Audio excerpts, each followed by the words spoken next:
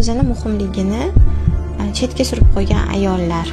ya'ni har doim boshqalar uchun yashaydigan ayollar, o'zini unutgan ayollar, turmush o'rtog'i bilan destruktiv, ya'ni munosabatlar, ya'ni buzilgan munosabatlar,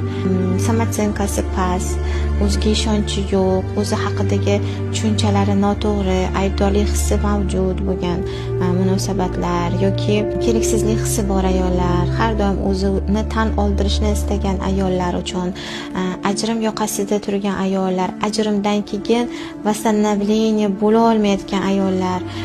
ajrimdan keyin yana o'zini unutib munosabat qurmoqchi bo'lgan ayollar, ya'ni o'zini bo'shlig'ini qachonlardir u deylik onasidan ololmagan mehr, muhabbat, onasi uni tan olmagan bo'lsa, oilasida doim rad etilgan bo'lsa, keraksizlik hissi bo'lgan bo'lsa, mana shu bo'shliq bordek qalbida endi shunaqa insonlarni topib oladida.